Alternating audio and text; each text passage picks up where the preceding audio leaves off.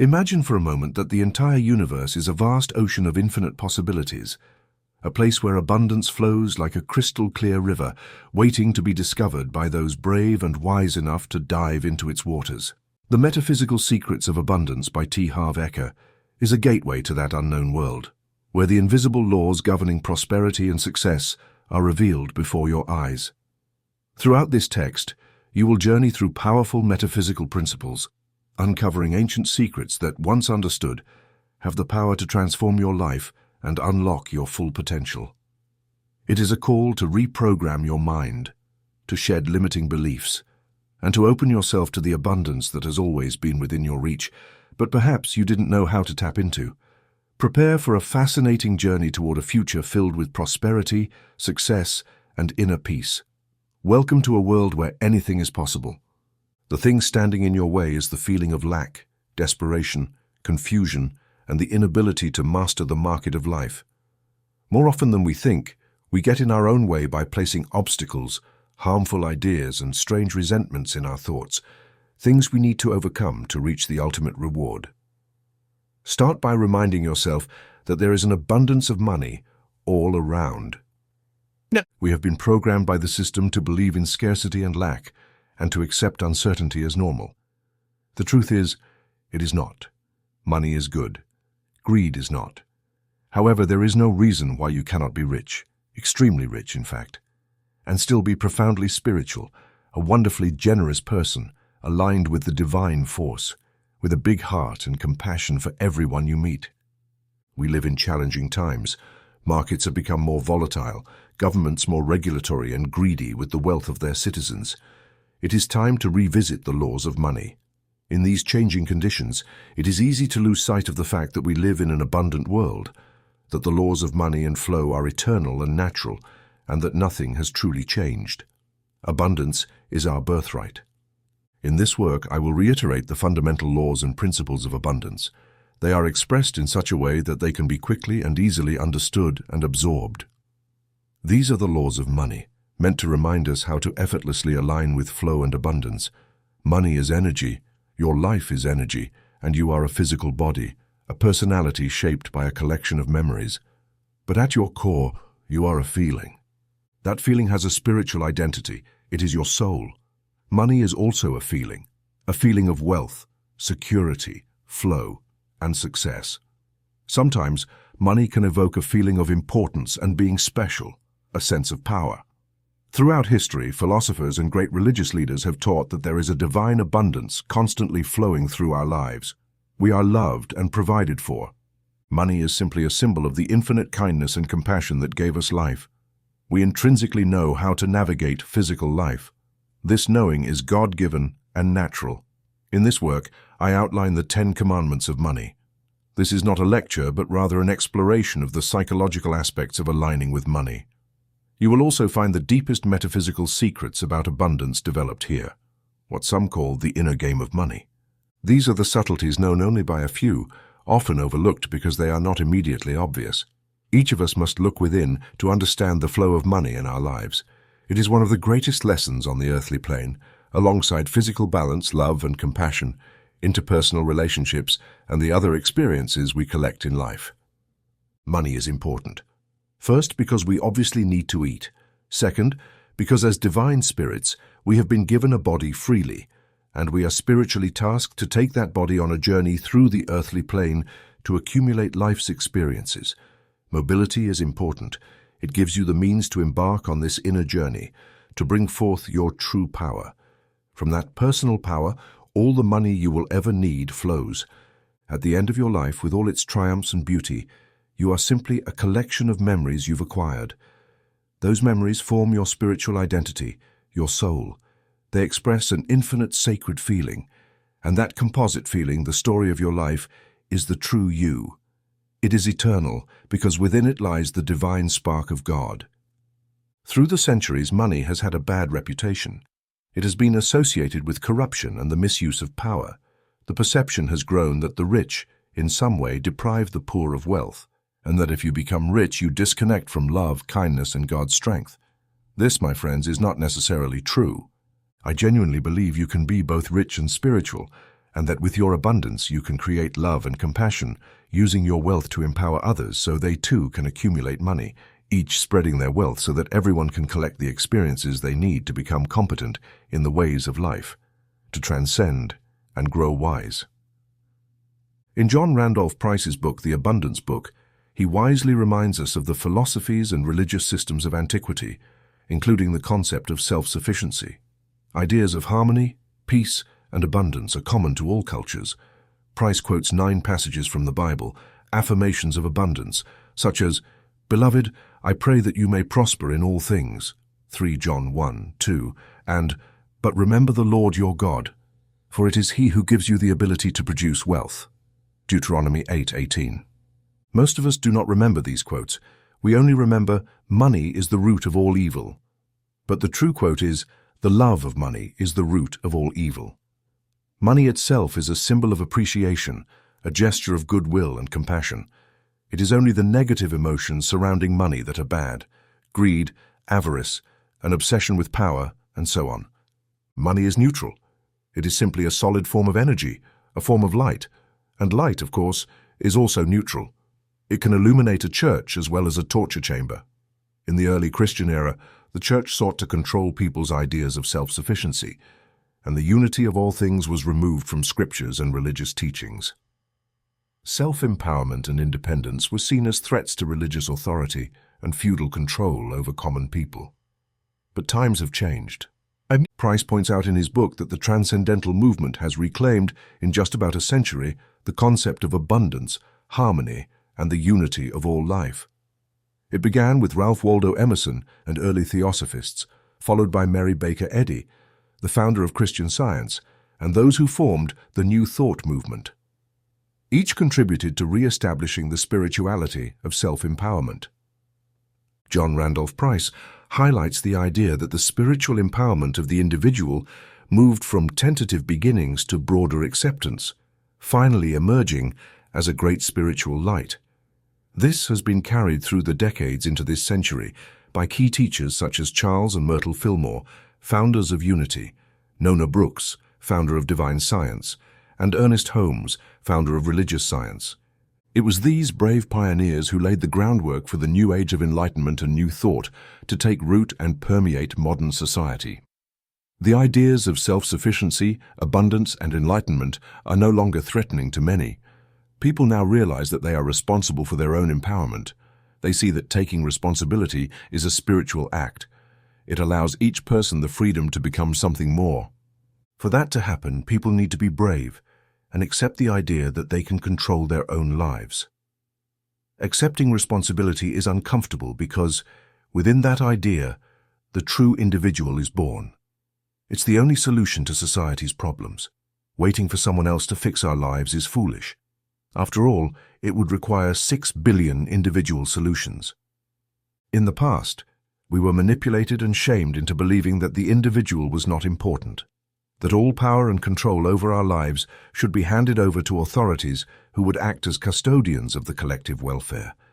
Observing how these individuals manipulated the collective welfare for their own benefit, often to the detriment of the population, led many to question whether this philosophy of surrendering our power truly works. The collective welfare became known, and I find this funny, as the public interest, which turned out to mean anything that benefits the leaders of our spiritual, financial, and public status quo. The eternal manipulation and control of society was sold to us as a holy and good idea. After all, who would argue against the public interest? However, the idea that some suit-wearing fool with a burning desire for power could dictate what color you should paint your front door hasn't exactly generated enthusiasm among the general public. Under the spiritual religious front, we were sold the idea that we need authorities to intercede with God on our behalf. It's taken us nearly 1,000 years to realize that this idea is rather silly and that we can all have a personal conversation with God anytime we want, without asking permission or hiring an intermediary. What's great about modern churches is that they no longer claim you need to go through them to reach God. Instead, they encourage people to empower themselves. Of course, the concept of taking responsibility, empowering yourself and granting yourself the freedom to guide your own spiritual destiny is still radical, and in development. Look at Western democracies. In theory, they are free, but in reality, how much freedom do we actually have? Millions of rules empower the authorities while squeezing citizens and controlling every aspect of our lives. I often say you are free as long as you don't feel like doing anything. The moment you come up with a creative and lucrative idea, the political system interferes, and like a true mafia, they become your silent partner. You do the work and take the risks, and they effortlessly take a large portion of the reward while placing hundreds of obstacles in your way. In Europe, where institutional control was invented, self-empowerment is largely not seen as a great thing.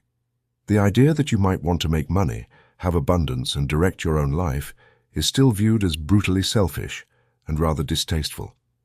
Anyone heading in that direction must push through endless waves of negative opinions and face manipulators who shame and ridicule those wanting to break free from the straitjacket of old mental programming. Even so, we haven't lost hope. Our time has come and the rules of money are simple. It's not too difficult to quietly thread your way through the mountain of nonsense and still make it and be free. Millions of dynamic people have done it despite the system. The new idea is here. Control is outdated, and our societies will gradually change as people realize that the old system simply doesn't work. The concept of abundance and self-sufficiency is taking on a new form. Teachers have been spreading this new idea, saying it's okay for individuals to take control of their lives. Wealth, when used wisely, is spiritual, desirable, and above all, natural. This doesn't mean that poverty is necessarily unnatural, as some are born into challenging situations with no opportunities or education. Even so, we can all rise, no matter how humble our beginnings, because money is energy, and generating energy requires nothing more than enthusiasm. We should also remember that an inability to align with money and abundance is not a disgrace, nor is it necessarily bad luck or karma you've been dealt. Almost always, the lack of money results from errors in the delicate tuning of the buttons and levers that create the true you and your grand plan. The difference between a vagabond and a millionaire is an almost imperceptible shift in consciousness and vitality. You, too, can shift upward, simply and easily. You can learn to be more open and position yourself in the flow as you learn the subtle laws of money and abundance, so that life's opportunities come to you more naturally. It's all part of your spiritual journey. This doesn't mean that people who are wealthy are necessarily highly spiritual. Some have naturally adapted to the market of life. However, to become a complete divine being with a bag full of memories and experiences, you'll need to make some adjustments. Here are the 10 commandments of abundance, along with their underlying metaphysics and a brief discussion of the actions you should take. I trust that I can remind you of things you already know, bring to light aspects you may have overlooked, and encourage you to take specific steps so you can step into the prosperity and security that are a natural part of human evolution. Yes, life's rules and regulations may make things a little harder, but with the right knowledge, it becomes much easier. By the time you finish this little video, I hope to have convinced you of this. And one more thing I hope for is that you'll see that in some cases, compassion can be described as the manifestation of love in action, and that money is, in part, the fuel through which you express greater compassion, by transcending a poor image of yourself, loving yourself, being there for others, and being grateful for the incredible gift you've been given. The first and greatest gift you've received is the gift of life. The law of abundance is natural. Since the beginning of time, philosophers, visionaries, and great spiritual leaders have spoken of the natural abundance of our planet. The difference between being aware of our natural abundance and owning a small portion of it is one of the greatest spiritual lessons we come to learn on this earthly plane. It's the art of controlling energy and manifesting your thoughts and ideas. We live in a three-dimensional world that reflects back to us the energy, words, feelings, and thoughts we emit. We lack extensive knowledge of manifestation techniques, and it takes time to learn them. But that in itself is a great blessing. Imagine a world where everything you think, feel, or say suddenly appears right in front of you. Sure, you could materialize €1 million or dollars on your kitchen table in 30 seconds flat, but every time you had a worry or fear, you'd also materialize a monster standing next to your refrigerator. We come to this slow, cautious world with the blessing of a special protection.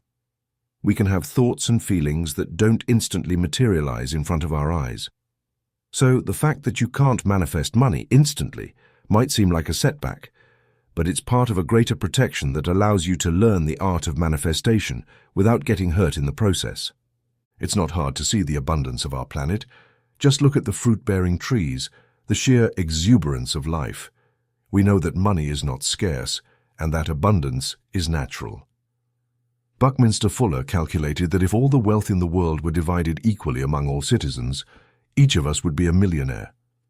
Therefore, it's natural for everyone to have abundance. The natural state is to be rich. What stands in your way are feelings of lack, desperation, confusion, and an inability to master the marketplace of life. More often than we'd like to believe, we get in our own way by placing obstacles, harmful ideas, and strange resentments in our thoughts, which we must overcome to reach the jackpot. I'm sure that by the time you finish this video, we'll have addressed this, and you'll remember what you already knew before, mainly that life is energy, money is energy, and there is an abundance of both. Start by reminding yourself that there's a lot of money around. It might sound a little silly, but you want to begin each day by telling yourself that there's no lack of money. In fact, there are countless trillions of dollars, euros, pesos, yen, pounds, and many other currencies flowing around, more than you could ever spend. It's vital to understand this and to remember that there are millions of millionaires, loving, rich people to whom you can sell ideas, products, energy, and thus become a millionaire yourself. We've been programmed by the system to believe that there is scarcity and lack, and that uncertainty is normal. The truth is, it's not.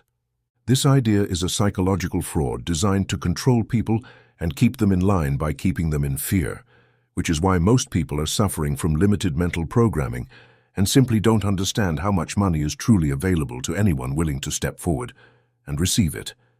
Look at the sacred books of antiquity, and you'll see complete hope, positive expectation, and abundant affirmations. In the Bible, for example, the words of Jesus are abundant. He lived in abundant times. There's no part of the Bible that says Jesus struggled financially. Even though Joseph and Mary were supposedly poor at the time of his birth, it's naturally assumed, because we're taught to fear power, that somehow money is evil, that rich people are dishonest and corrupt, and that they feed off the small folk. While the economic forces of our planet are certainly tilted in favor of big institutions and governments, nothing stops any of us from gathering our rightful share.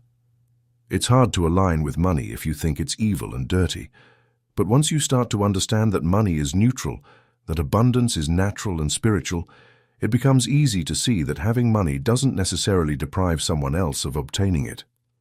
Many of the greatest teachers credit this idea, that abundance is spiritual, and that your feelings and thoughts create abundance for you. In fact, if you are rich, you are likely to spend your money commercially and charitably, for example, helping the people around you, and adding to the overall velocity of wealth's flow. Money is good, greed is not. However, there's no reason why you can't be rich, even extremely rich, and still be extremely spiritual and a wonderfully generous person, aligned with the force of God, with a big heart and compassion for everyone you know. One of the core concepts we need to accept from the start is that our entire reality exists in a wave-particle duality. I'll expand on this idea in detail later, but I'd like to mention it here, as it's a key factor in understanding why some people are rich and others are not. What wave-particle duality means on a quantum level is that all supposedly solid reality isn't really solid at all. Everything exists in oscillation or diffuse waveform. It's barely defined. This wave-like condition remains until a particle is observed, at which point it shifts from being in a diffuse state to solidifying and existing in a defined place. The metaphysics of money and the ideas surrounding money and abundance essentially follow the same path as the laws of quantum physics. For money to become part of your life, it must move from a diffuse wave state of ideas, dreams, wishes, desires, and vague maybes to a solid state in the form of goods, assets, bills, credit in your bank account, or a coin in your pocket. If you can convince yourself, at the deepest level of your being, that lack doesn't exist, that there's no injustice, no discrimination, that making money isn't hard, then suddenly you open yourself up to greater wealth. This is because you collapse your self-denial, your aversions, and your resentments. You move from an uncertain or diffuse wave state that says, "Where will the rent come from?" to a solid particle state. Suddenly you know it's coming because money starts to flow into your hands. By collapsing your diffuse wave of financial dysfunction, you open yourself to infinite points of abundance. This simple mental click opens the door metaphysically. Remember all the points of abundance in our three-dimensional reality where money is actually delivered, where transactions take place in solid particle states and not in diffuse wave states. So, to make the process of manifestation work for us, we must set aside all our diffuse wave ideas of lack. We must focus and align with the solid symbols of abundance. We must know that we can do it. When you think about the flow of money, tell yourself this: there is a way, and I will definitely find it. This is an affirmation that works well for most of life's small problems. Take some time in the coming week, several days, to stop and focus on things you consider manifestations of abundance. Visit places where rich people hang out. Observe the symbols of their wealth and affirm that the abundance of this earthly dimension is holy and good. Yes, money can be used for evil purposes, but in itself, it has no energy. To correct your feelings, you must agree that abundance is natural. You can view abundance with anger and envy, but you cannot be abundant if you exclude yourself from it.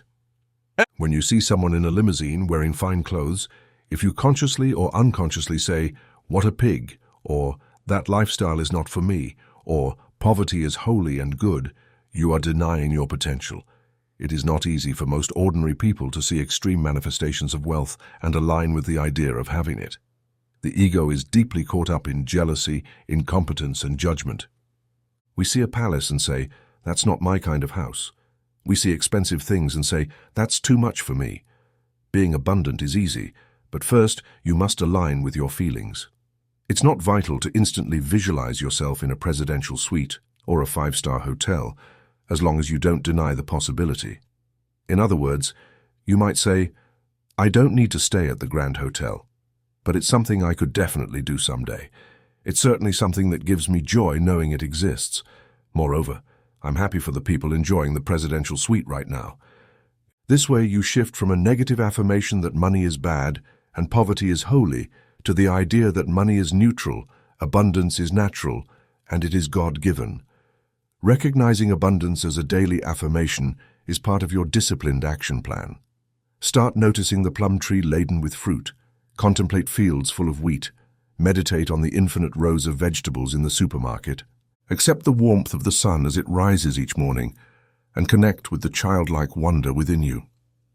Embrace the warmth of the sunrise and the awe of your inner child at the abundance of stars in the night sky.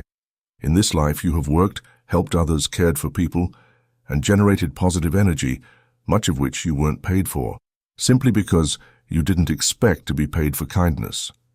But it is your right to ask for a return on all the love and energy you've given, but only if you ask for it. So ask.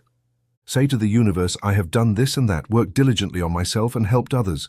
Since money is just energy, and I've invested tons of energy, I want a return on that energy, a refund, and I want it in cash immediately, or at least as soon as possible."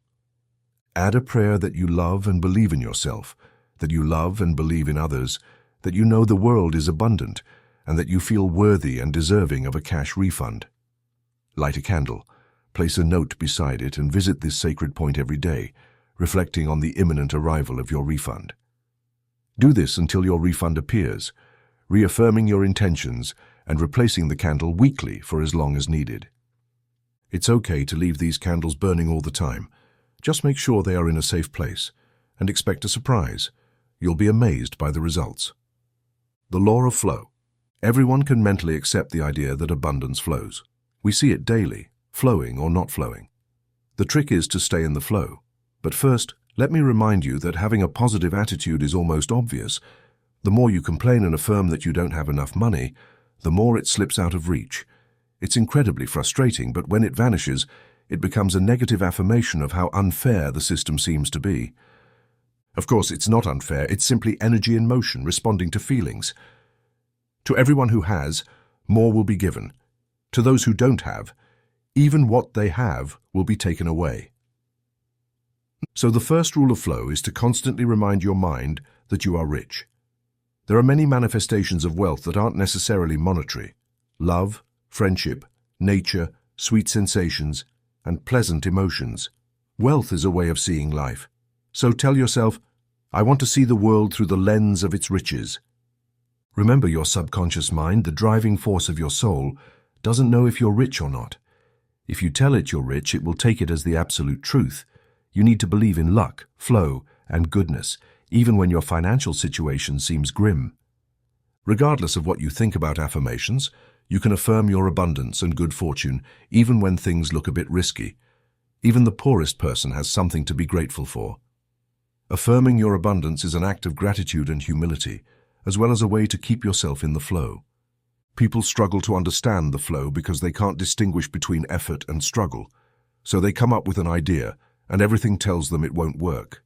Yet they persist in struggling, tenaciously, in total agony, because somewhere along the line someone told them that banging their head against the wall was an honorable approach to life. It's not. Struggle causes unnecessary pain because it involves a lot of negative emotions. Additionally, struggle is exhausting. All ideas that are holy, good, and honorable, ideas that serve humanity and yourself, will carry positive energy on their own. When you set out to manifest a plan that will generate money, it gains momentum. It's as if the universe itself guides you step by step, showing you the way. That's flow. You'll meet the right people, you'll sit in the ideal seat on the bus or plane, and right beside you will be the person you needed to meet. It's a beautiful thing to observe the flow in motion. We all know what flow looks like when it's working. The key is to know when to pull back when things aren't flowing. As I've said, life wasn't meant to be a struggle. Struggle is effort mixed with negative emotion. As humans, we must exert effort to accomplish things. If you're biking up a hill delivering baguettes, you'll expend calories pedaling. Effort is natural. When your energy expenditure becomes entangled with negative emotions, that's when you shift from effort to struggle. At that moment, you need to pull back and ask yourself a few simple questions. Questions that might reveal some nonsense. Of course, perseverance is necessary during tough times, but perseverance shouldn't lead you to fall into the negative emotion that will destroy your dream quite quickly. So, if things aren't flowing, observe the signs very carefully. What small adjustments can you make to get things moving? Is your plan realistic? Do you have the resources to achieve it? Are you forgetting any components? If you're missing a piece of the puzzle, what does that piece look like? Could you find this piece within yourself? Or where will you get the missing piece? It's okay to stray off the path a little just to realize it wasn't the right one for you, as long as you recognize when things aren't working and pull back. The trick is to evaluate and ask yourself if this idea is foolish or not. Am I moving backward? Or what? Do I need this suffering? Is my suffering voluntary? Remember, pulling back when things aren't working isn't a defeat. You can always wait for things to change. A fool pulls back without paying attention to the signs. If you're aware, you'll either retreat or continue forward more cautiously, carefully observing and making adjustments as you go. Remember not to be impatient. Things always take longer to materialize than you initially thought. That's because our minds can move faster than the three-dimensional reality we all exist in. And it's okay to make mistakes. It's okay to fail sometimes. Take failures as seminars you've attended to teach you life's tricks. Of course, the key is to be flexible, adaptable, joyful, and always learning. Life is a seminar. We learn as we accumulate experiences. So be kind to yourself. Even though flow might seem like a kind of magic, it actually starts with order and planning.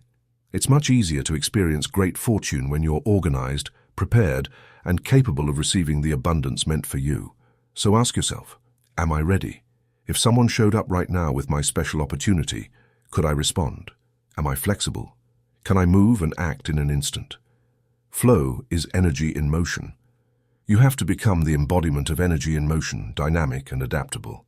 Now let's look at risk and reward. To make money, you'll have to take risks, even if it's just your time that you're risking. The key to risk is knowledge. Gambling is betting on an unknown outcome. Investing, on the other hand, is betting on a known possibility. The difference lies in knowledge and the quality of your information. For example, when a beginner plays blackjack and puts their money in the game, they are gambling. But a professional card player has additional knowledge and information. They know how to count the cards as they are dealt and make informed decisions about what's likely to happen next. They aren't gambling. They're investing their money in a planned and reasonable way, even though it might seem random to others. With their knowledge and skill, they can change the randomness of the game into something close to certainty. They aren't struggling, they're working. Such problems can be avoided by gathering information, lots of it, learning, observing, and improving your skills in the game of life. As you move through life with skill and knowledge, you shift from gambling on life to investing in it. But you'll still need to take risks. Crossing the street is a risk. It's just one we're used to. The key is to have enough information to ensure you're betting on outcomes that are almost certain. When the outcome isn't certain, you'll want to design your involvement in a way that ensures an easy and affordable escape route. As we've said before, never commit to something without knowing where the exit is. Never fully commit until you must. Make sure there's a back door to any commitment you make, unless, of course, you're very, very sure of your involvement. The metaphysics of flow is easy to understand. You decipher it with your feelings. Your feelings are incredibly powerful. They're your extrasensory perception. The mind can deduce based on what it already knows and guess an outcome. And millions are lost every day using this intellectual guessing method. But your feelings are more accurate because everything is energy. Any agreement, investment, or interaction with others has its own energy, a kind of fingerprint, so to speak. Use your feelings to stay in the flow and avoid problems. Remember, if an idea feels wrong, it is wrong. That doesn't mean you throw away an agreement just because you feel uneasy in a moment.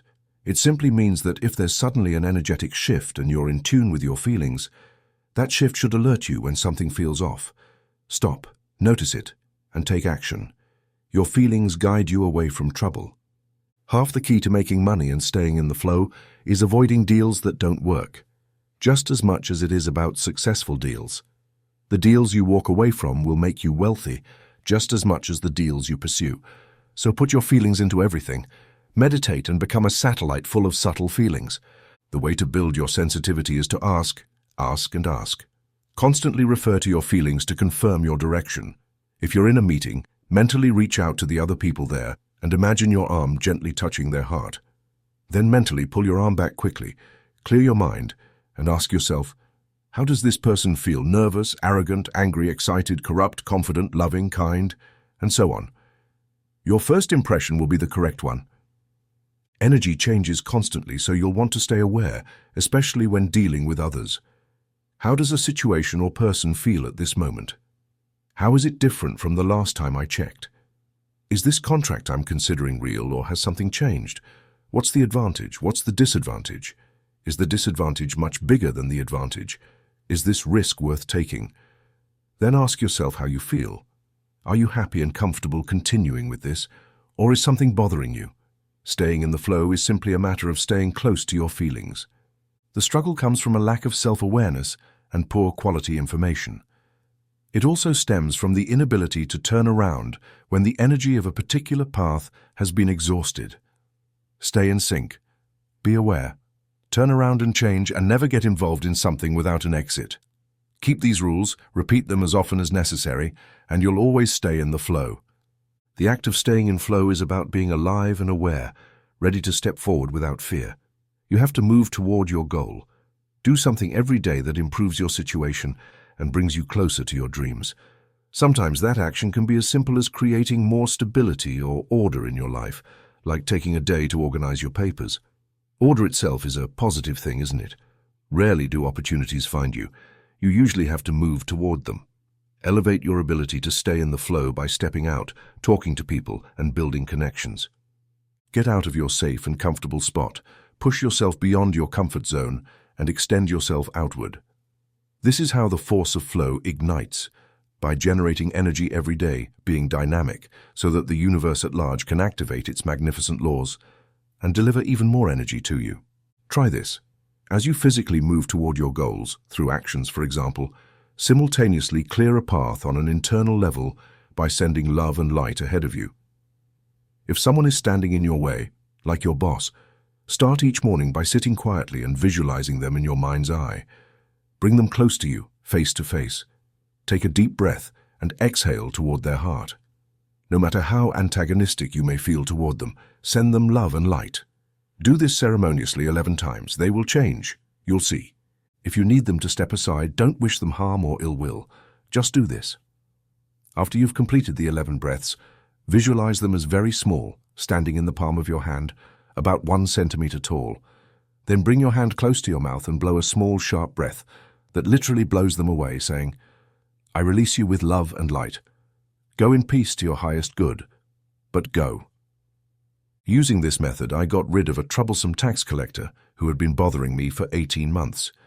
After a couple of days of this metaphysical hurricane, he resigned from his position.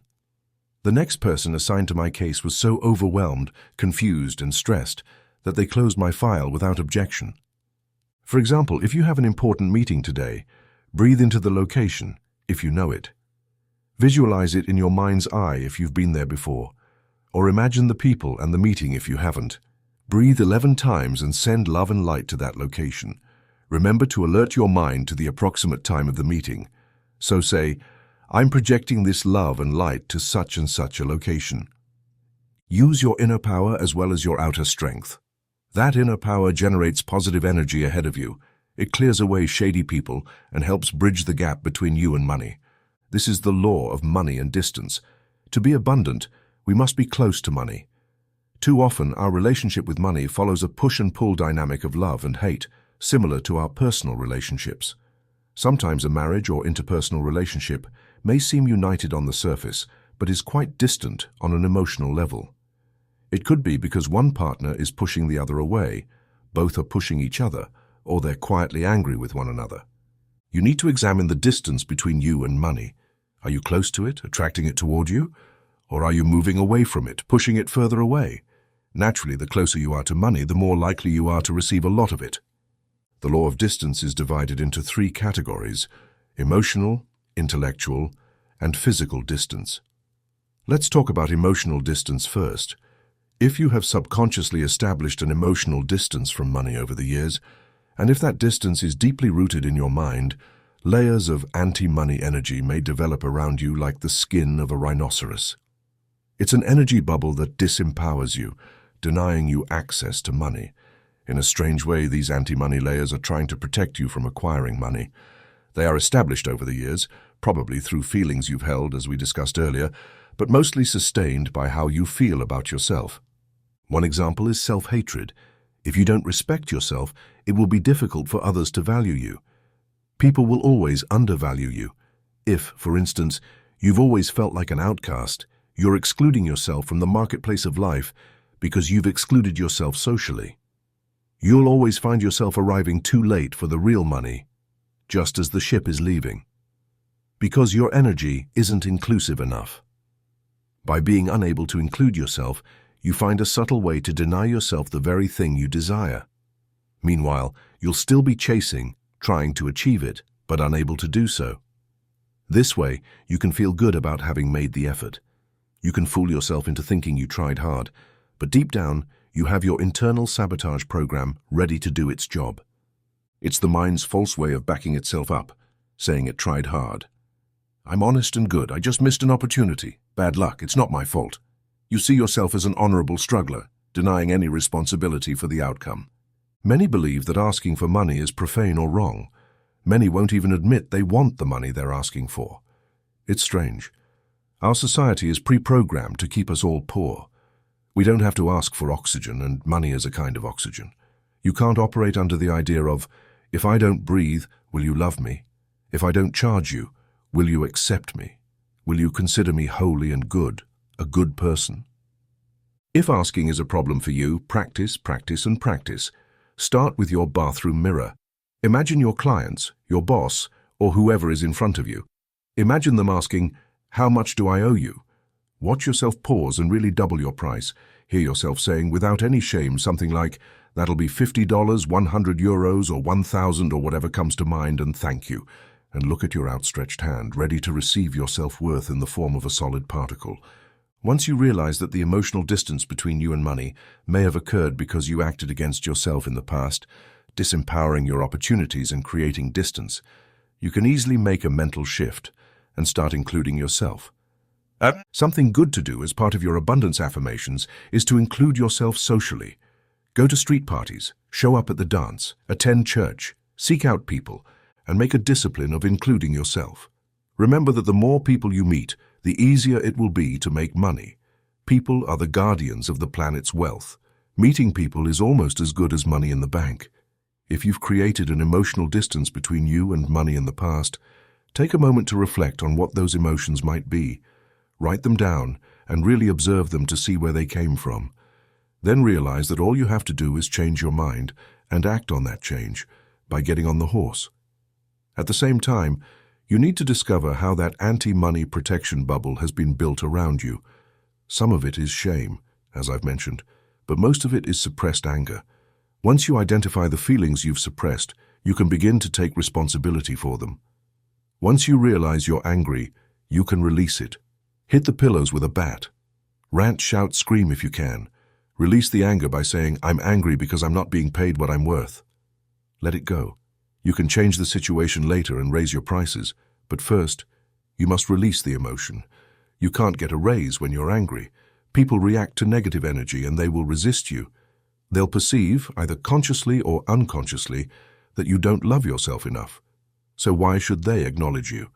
Or they might even want to take your money because they see you devaluing yourself. Write down on a piece of paper what irritates or frustrates you, the things that make you angry about money and how it flows in your life. If you perceive a certain person is blocking your access to money, include them on your list. Try to be honest with yourself. Telling yourself little lies and covering for yourself is partly why you've created the distance in the first place. The truth might be uncomfortable in the moment, but it's better than frustration, anger, and long-term struggle that come from lack of awareness, especially if you have to hold on to a bunch of half-truths or lies. Let's say, for example, you tell yourself that you're working hard, but you know that mostly what you're doing is working just to fill time, avoiding the difficult tasks and getting involved in actions that look good but don't give you anything. If that's the case, you could get really angry about the lack of results without realizing that you're acting like a terrorist against yourself, sabotaging your end goal. Once you're honest, you can make adjustments. If, for instance, you've deceived yourself into thinking you're brilliant at what you do, when in reality your performance has been clumsy and subpar, it limits your ability to get to the truth and actually improve. Usually you claim that your lack is due to some external force, bad luck, or whatever. Most of the people you know are fairly competent at what they do. You know this because you see it every day. Now, this attitude of clumsiness, laziness, and lack of effort doesn't necessarily apply to you, but we can all evaluate ourselves and improve. Isn't that right? On the other hand, maybe you created this emotional distance between you and money because you've stuck with what you were going to give. Then you rationalize your energy, limiting what you'll provide to others, while expecting the universe, in all its vastness, to deliver large quantities of goodness upon you without any effort. You must be ready to serve and give. It's not that you must necessarily donate money, especially if you don't have much, but you must give from your heart. You must be emotionally generous, willing, and open, not picky or closed. If you expect the universe to increase your salary by 10 times, it will be hard for that to happen if your heart is closed and you're not a bigger person than you were before. It's easy to understand: big heart, big money; small heart, small money. And just as a bunch of scams, missed opportunities, and cancelled contracts arise, easy as pie, easier than the multiplication table. A piece of cake, super easy. Anyone can deduce that. It means opening your heart, going beyond your resistance, stepping up to bat, and including yourself in the process of life. You must be present and conscious. You must join in and not avoid the situation. Be open, prepared, available without limits. Be ready to serve. Subdue your ego for the needs of others, but don't lose your sense of self. Be available, open, and prepared, but don't abandon yourself. You can have high self-esteem and still serve others. It's part of the great lesson of life.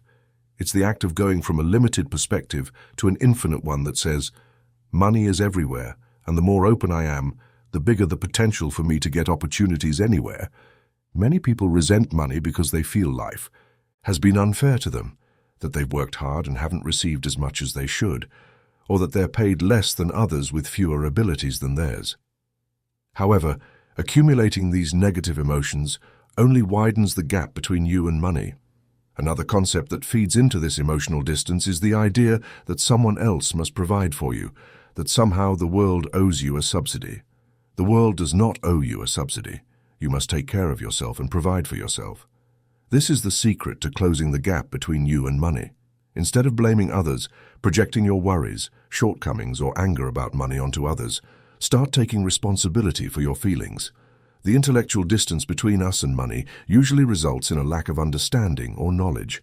Sometimes we don't know enough about what we want to achieve, or we're not well versed in market conditions, the ups and downs of transactions. I find it amazing how many people get involved in contracts without knowing the people involved, having little information to guide them, or accept at face value the information presented without checking if it's true. That's not very smart. Another important thing is that many people never bother to learn their craft or trade. Knowledge is power. The more knowledge, experience, and connections you have, the easier it will be for you to make a profit in the field you choose. If you're, for example, a commodity trader and specialize in pork, you're in a global casino where the ups and downs of pork prices are wagered. You should be up to date with what's happening on the pig farm. You should be well connected with institutions in that market and that flow of information. And you should also know how to obtain that information independently and quickly. It's hard to compete with this casino that is better informed and better financed than you are. To survive in the commodity market, you need as much experience as possible and a good dose of luck. Most people lose. You are at a disadvantage with professionals. And even if you have a hunch and hit the winner from time to time, in the end, the odds are stacked against you unless you know things others don't. They say the way to make a small fortune in commodities is with your own money. Ask yourself, do I have enough information about the market and/or the specific creative area I want to get involved in? Am I too far from the flow of information? And how far from the professional world am I? Or am I already ready to step up? Perhaps all you need to experience abundance is to improve your knowledge and close the intellectual distance. Let me mention something else briefly, which could cause intellectual distance between you and money. There are many money snobs out there, people who believe that money is beneath them, that it is not elegant or appropriate to go after cash. They are stylists at heart, so they aspire to elevate themselves above the concerns of ordinary people by pretending to dislike the things that concern regular people, like earning a salary or making money. Sometimes this elitism is a social class thing. Other times it's a form of spiritual elitism, where someone presents themselves as a pristine saint, above dealing with the traps of the real world. Don't be a money snob. Unless you've inherited millions, then you can do whatever you want. The rest of us will have to deal with life day by day, and money is part of taking responsibility and accepting the system. For that, you might as well sign up for the seminar and learn to do it well. And quickly. It's the most pleasant way. It leads to harmony and well-being and to stress-free existence by the shortest path. The metaphysical distance is simple to understand. Certain industries are located in specific places around the world. If you're too far from where the action is, you might want to consider closing that gap. For example, if you want to make it big in movies, you'll have to be in New York or Los Angeles. It would be pointless to stay in Arkansas if you want to work in films. Closing the physical distance is about showing up in the market, becoming a face people recognize, demonstrating your experience and getting into the circle where the movers and shakers are. The people who could grant you great opportunities, perhaps employ you or give you a contract, aren't looking under rocks for talent. They are in the flow. The people they know and socialize with are also in the industry, and they communicate with those who made the effort to show up and make it clear they are in the circle. To achieve this, you'll need to go beyond your resistance, shyness, or inhibition and head toward the market. It doesn't matter if you're not ready. For example, if you're a pop music composer and you don't have all your songs and demos prepared, you still have to go and declare that you're in. It's a physical, intellectual, and emotional declaration. You need to know what you're doing and know which record labels are buying, who's at the top, who's at the bottom, what's happening and what's not happening. It's also a physical declaration that says, I will go beyond my shyness. I will go make the connections and get into the circle because meeting people is a big part of achieving my dream. I will go and play my songs in bars. I will go and deliver demos. I will become raw material. Sooner or later, I will be noticed, and the big prize will fall upon me. The metaphysics of distance is connected to the subtle bioelectrical energy field, the etheric field that surrounds you. It's a map of your feelings. When you are far from money, emotionally, intellectually, or physically, Your subtle energy will lean toward the few sources of money you have. It will rest on people, begging for opportunities, begging for life to give you a break, or begging for a miracle to pay the phone bill. Your subtle energy becomes sluggish because you're leaning toward the opposite side of your power, toward what you perceive as a lifeline. When you are firm, when you are in action, working on yourself, being rigorous, strong, and powerful, it's not about leaning on life, trying to loot it. It's about standing upright and saying, I'm working on myself, gathering knowledge, processing my feelings, improving my performance. I've brought myself to the market zone and I'm at peace with myself. I know money flows. I know there are fantastic opportunities available to me. I don't need to lean on people. I can wait, observe, and choose my moment. I'm not whining, begging, or sticking to people like a sticky mess, hoping they'll elevate me or give me a special contract. In the metaphysics of distance, you don't lean on what you want because by doing so, you push it further away. Stand tall. Take care of yourself, crown yourself as king or queen, and work on things that are practical and helpful. It's simple. Sit in meditation and differentiate between your intellectual attitude toward money and your deeper feelings. Most people would like to have more money, but you should ask yourself if there's a contradiction between what you say you want, I want more abundance in my life, and what you truly feel. Closing the emotional distance is about deciding or observing what your deepest beliefs about money are. How will you emotionally leave the island of lack and move into solid ground where the market is overflowing with activity and cash is flowing? In a moment of silence, write a list of those feelings and attitudes you have about abundance. Be aware of all the non-actions that have distanced you from money. Try to uncover your deepest beliefs. Who are you? What would make you happy? What is real, possible, and fun? And what is just ego concerns? Dig deep and contemplate. Contemplation is good medicine. Discovering what you truly want saves you from endless confusion and wasted energy. Use your feelings to differentiate between the vague cravings of the ego and your deepest desires and needs. In this way, you'll eliminate blocks and highlight any contradictions that might exist. Many would like to be millionaires, but subconsciously, they know that making millions often requires a lot of effort, and with that comes stress. Intellectually, they want millions, but the internal truth is different. In fact, their subconscious protects them from something that sounds good to the ego, but would actually be a living nightmare. Observing the distance between you and money teaches you things. Perhaps what you need is a little more money and a little more security. It may sound strange to say, but you can gain security by making money. Making money involves activity, and all activity burns energy. Eventually, that burnt energy makes you feel insecure. Low energy equals fear. High energy equals security. The only way you can increase your security is by supporting yourself, taking care of yourself. All insecurity comes from the fear of collapse, the collapse of a situation, of your life, of a business, or whatever. If you need more security, work on your body. Be aware of yourself. Sleep more. Spend time in nature. Do pleasant things for yourself. There is no amount of money in the world that can make you secure. Of course, you can combine hard work with self-care, but you must work on it. Get in touch with who you are. Observe which motivations are real, and which come only from the intellect and ego. Perhaps you don't need the heaviness of piles and piles of activities and responsibilities. Maybe all you need is a carefree life with good creativity, many friends, and lots of fun games. Ultimately, you must take care of both your inner spiritual being and fulfill the many needs of your outer being. It is a balance, as everything is a balance. If you look within and discover that making piles of money is not your thing, but maybe you're worried about the contradiction within yourself, don't despair. It's easy to change the subconscious. You just tell it you've decided to change. You can easily rewrite your subconscious mind. Just keep telling it something different.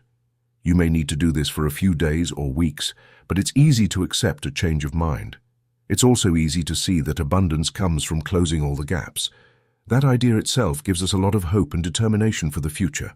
Of course, it's not just about the emotional, intellectual, and physical gaps between you and money. The real gap is the one between what you think you want and what you really want from deep within. Once you reach the truth inside yourself, you have arrived spiritually home. You've returned to the source where your divinity exists, and there within, you'll find the truth, the meaning of life, and you'll see what it is you want to do. What do you want to offer the world in this life experience? It is in this deep re-examination where you find your connection with all things. From there, a sense of immortality emanates, and from there comes security. Bingo! Meanwhile, you could use more money as part of your action plan. Do this. Take a notebook or your checkbook and write yourself a nice big check, made out to you with a payment date. Then stick it on your refrigerator or your to-do board and look at it every now and then. A friend of mine opened a business, wrote herself a check for $10 million with a due date in 5 years. She did well in the business, and she probably already had a couple of million when a company offered her a franchise deal. The contract would be worth about $7 million. The franchise proposal came to her almost on the due date of the 5 years. In the end, she decided she was more interested in creativity, no accountants or lawyers, and all the stress that comes with a contract like that. She decided not to accept the proposal, but she was satisfied because the universe had provided her with the check to make it real, even though she hadn't taken the $7 million that was offered, which would have given her a total of $10 million. I'm sure she will get the $10 million in the end, but in a way that won't be as stressful, a way that fits with her creativity. Business-wise, the law of supply and demand says that if demand exceeds supply, prices go up, and if supply exceeds demand, prices go down.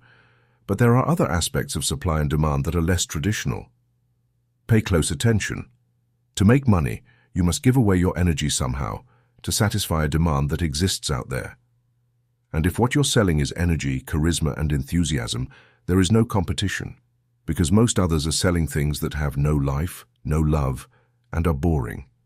Your things, your service, your creativity, or whatever it is, will always be different, unique, and desirable, because you infuse it with energy, divine force, with love and care.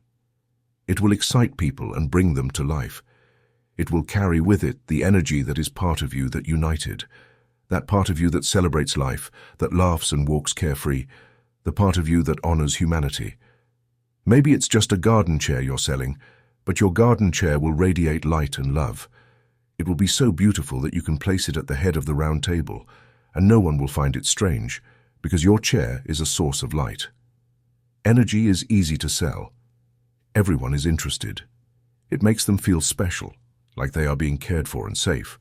Once you infuse your life, your products, and everything with energy, you'll see that the law of supply and demand no longer functions. It only relates to the tick-tock world that surrounds us. It won't work for you anymore once you understand the trick of projecting energy into your money-making activities. To fully understand this idea, you first must make a subtle shift of ego in your mind. You must stop focusing on yourself. What do I need? Who will meet my demands? What will I eat? Who will give me the things I want? And instead, focus on the needs of others. This doesn't mean you should become a charity worker or strip yourself financially. It's rather a way of saying that your needs will be met once you find a way to project energy and satisfy the needs of another. That is self-empowerment. Waiting for someone else to fix it for you is disempowerment, because a satisfactory outcome will always be outside of your control, subject to the whims of others. So change your focus to, how am I going to meet the needs of another today and get paid in the process? There is no other way to make money on this planet than by meeting the needs of another. It's just a shift in the ego. First, you focus on serving another, and in the process, you serve yourself. There are over 5 billion people on this planet, and every day of the week, each of them needs at least 100 different things. There are trillions of demands that need to be met. So instead of looking at supply and demand from a position of insecurity and lack, you can look at it from the other side of the coin. There is a perpetual excess of supply to meet demand. If you can't sell people something infused with energy that shines like crazy, you will surely find something else they want. When you're selling energy, you're selling light, your possibilities are endless. What will you offer? The things that humans buy come in 3 categories. They buy services, knowledge, or products. Nothing else. You can elevate your energy. You can change your consciousness. You can align with the divine abundance that exists in all of life. But when people are attracted to who you are, you must have knowledge, a service, or a product to sell them. It's really simple. By focusing on what people need, you become abundant. When you look at the marketplace of life, isn't it true that many products don't work? How many restaurants have you eaten at that aren't clean or customer-oriented? How many businesses exist only to scam people and not to love them and meet their needs? There are so many mediocre products and swindling merchants who haven't learned to think, how can I meet my customer's needs? Many times, what the customer needs is simply an emotional talk about their life while you sell them something. However, to properly grasp this idea of supply and demand, you must think in terms of energy and be clear on what you will sell to people. Providing a service is generally not as profitable as selling knowledge or a product because services usually have to be delivered in person, and there's a limit to how many hours you can provide a service per day and how much you can charge. Knowledge, on the other hand, is valuable and easy to package. We live in the information age, and there are hundreds of ways to package information. What you deliver in the form of knowledge doesn't need to be complex. It just needs to be presented concisely, cheaply, and maybe with originality. If you have knowledge people want, you can quickly become rich. If selling products is what you enjoy, think about products you believe in, products that are worth the money. Ask yourself, can I put my heart and soul into this product? Can I be enthusiastic and truly love this gadget in order to really serve my customers? To conclude things satisfactorily, you must subdue your ego long enough to take money from people. This might sound a bit harsh, but it's actually a spiritual or religious idea. You subdue your needs, your life, your desires and pains, your experiences, and listen to others. Look into their eyes, notice their body language, relate to them, ask questions, and discover what this person wants. Then satisfy that desire. Think about how you can improve what you do, even if you're currently working for someone else. Start by putting more energy into it. If where you work is boring and lifeless, still put energy into it, because by doing this, you'll propel yourself to a better place. If you work independently, think about how you can generate 20 improvements to your knowledge, service, or product. After all, you're selling yourself, so you'll want to look good. You need to offer love, kindness, and charisma. You'll want to be big-hearted, energetic, cheerful, and ready to swing for the fences. Then ask yourself, am I face-to-face with life, ready to serve? Or are there any hidden aspects of my intentions that are getting in the way? If there are, set them aside as quickly as possible, at least until you can cash that check. You can always visit your therapist after work. Offer beauty in a horrible world. Offer kindness where ego and greed prevail. Be polite and freely flowing when others are tense, provocative, and rigid. It's easy to understand. Take the product you're selling and visualize a divine light shining on it. Inhale that light into your being and exhale it. Put that light into the thing you're selling. If you're a massage therapist, project light onto your table and your little bottles of oil. And more than anything, project light into your hands before each session. And of course, recharge it during each session. If you're selling things on shelves, touch them regularly. Move them from place to place, make them come alive, give them energy. The little cans will refresh, even if they've been sitting on shelves for weeks. The more you touch and love the product, the more energy it will have, and it will likely belong to someone else in 10 minutes. If you're selling information, make it original, clear, concise, and foolproof so that anyone can understand it. How many times have you read instructions on how to access certain information, for example, on the internet, and wondered if it was written in Chinese, Mandarin, or ancient Sanskrit? Why does this happen? Because the person who wrote it was thinking about themselves, not about you. Let's say, for example, there's a man who lives in his own world in a basement, with an IQ of 180. He hasn't seen the light of day for many years, and the only human being he talks to is the pizza delivery person. He couldn't care less about your knowledge of www.com. You have to think about others. There are many people out there who are not very smart, but have money. Will they be able to understand what you're offering? There are also those who are quite smart, but can't untie a small knot because their abilities lie in other areas. When I see the words easy to assemble on a product, I immediately run for my safety to the parking lot. I know it says easy, but I'll have to hire a nuclear scientist to figure out how to do it. So, what will you sell and how will you make it irresistibly beautiful? By striving to give a beautiful service, knowledge, or product infused with sweetness, love, and light, you have disciplined yourself to move from ego to spirit, from greed to abundance, from negative emotions to love. When you focus on people and provide things for them, you are falling in love with them. Choose love to make your life abundant, and that love should be more or less unconditional, at least the best you can. Never forget that. Within the energy, personality, and mind of your life, There is an oscillating molecule of infinite goodness, the divine light. If you align with that infinity within you, you will always have energy. There are no limits to the amount of divine strength you can have. By focusing on goodness, processing your dark side, disciplining yourself from bad habits, and meditating on the light, you will become a ray of light and shine effortlessly. With this energy, you will project this light into what you do.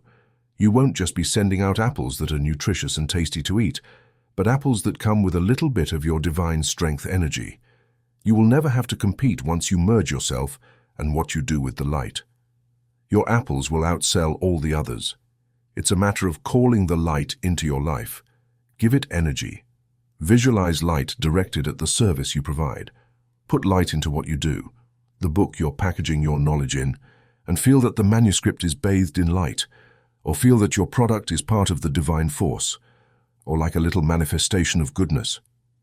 Remember that you are a master. You are helping people feel secure and leading them from fear to love, from ignorance to knowledge. By mentally pushing these ideas into what you do, you are projecting the light that comes from you, and you are offering it to God. People will buy godlike apples long before they'll buy an ordinary apple. Once you have the divine force in what you do, there is no more competition. You will no longer be a victim of the market's whims, the ups and downs of supply and demand. You are on your own, miles ahead of everyone else. I know a young man who opened a shop. It was tiny, with 2 small rooms. The entire business was no larger than a regular kitchen. In the shop, he sold candles, incense, aromatherapy, and other little things. Many other shops in the area sold the same things, but he was a little different, so he wasn't competing with others.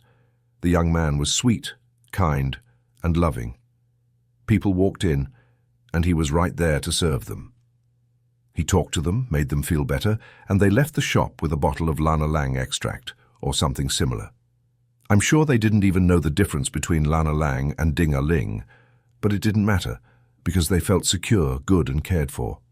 He had a little fountain by the door, and that made you feel good.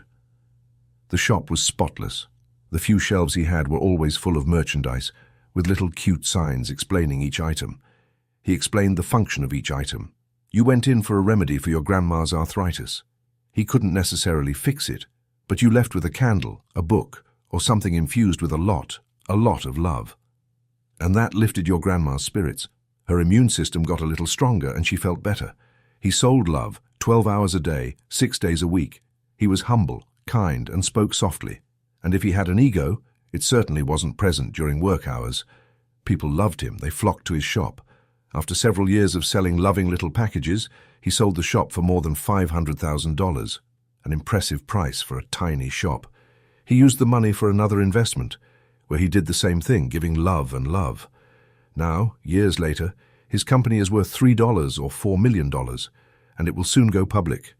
When that happens, he will receive a huge return with a note from the divine force saying, "Here are your 20 million, my friend. Thank you for giving all that love and sweetness." Take a piece of paper and write down the service, knowledge, or product you're familiar with, the things you're already doing. Then make another list of things you might be interested in offering to people.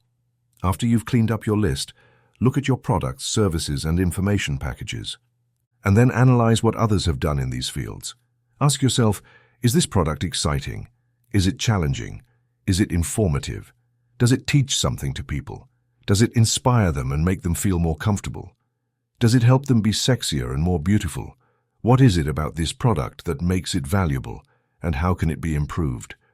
Perhaps you can take a fairly common product that everyone is familiar with and add a little something that makes it absolutely irresistible. Look at your business life so far. What have you sold? Let's say you've always sold your labor and you're working for someone right now. What can you do to put more energy into the work you're providing?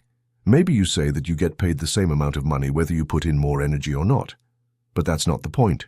If you energize yourself in your work, you will discover that 1. The work will be more fun. 2. You're more likely to get a raise. 3. You've raised your energy so high that you'll go beyond that job and perhaps fall into another company that pays you double what you were getting there. And you do it by arriving a little earlier, staying a little longer, improving your efficiency, and making an effort to emotionally connect with the people around you. It's good to practice putting energy into the now no matter how boring the current situation is. Later in life, that energy will turn into cash in the bank, or abundance, or something wonderful in one way or another. Under the metaphysical laws of supply and demand, you shouldn't limit how much you're going to put out there. You don't have to let the world use you, but you must give, because you want to receive. So start giving. Give your attention, your focus, your love, your energy. Don't destroy yourself with negative feelings towards other people. If you can't love them, be neutral, be enthusiastic, be open, go outside ready. By limiting yourself, you get stuck in one place, with a salary for the rest of your life. As you decide to give with part of your action plan, and as you begin to see how you can improve your service, knowledge, or product, that will lead you to the next step. It takes you to a higher energy, a higher speed, a larger salary, and more important opportunities. It opens you up to easy money. You'll find money, or you'll earn money, or the big prize will suddenly fall into your lap. Expect a reward. This is the law of money, focus, and the concept of wave-particle duality. I've touched on wave-particle duality before, as an essential key to why some are rich and others are not. The wave-particle duality of the subatomic world shows subtle qualities about how to obtain money that we've only recently begun to understand. What we understand from quantum physics is that all subatomic particles exist in two states. Initially, they are in a wave-like, amorphous, diffuse, and barely defined state, meaning they are not solid. Once we decide to observe a particle, the act of observation collapses the diffuse wave, and suddenly the particle becomes solid with a real identity and a defined location. This is how our three-dimensional reality becomes solid. You do this strange magic trick every moment of your life. You make life real by observing it. Our brain and consciousness are a quantum field, just like any other. You are trillions and trillions of tiny particles. Your mind and consciousness are signals emitted by a subatomic energy field. Our activity of gathering money follows the same quantum laws. Money and financial abundance exist in a potential wave state, and also in a solid, real state. The solid state is easy to understand. It's the cash and credit you use every day. When money is not in the solid particle state, it exists only in the diffuse wave state, like a check that could arrive, a possibility of winning the lottery, or a contract that might close. The act of taking money from its diffuse state of maybe is the act of manifestation. That act is achieved through observation. At any point in time, there are trillions of dollars in a diffuse state that could potentially be yours, and it's through the power of your mind and the power of concentration and observation that you collapse the money from a distant diffuse wave of maybe to solid wealth cash in hand. Concentration is the way we attract the opportunities we need. However, we've been taught that concentrating on money is bad, or at least that it's more of a despicable attribute of the greedier and more self-centered. In Europe, they teach boys that wanting to make money is almost like being satanic. The first thing you must do is concentrate on the abundance you already have. Make it solid and real by recognizing it.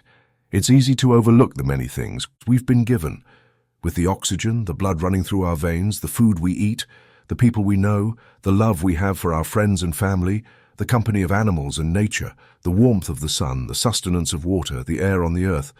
All of these things are around us. They are our temple, so to speak. We must be grateful for what we have.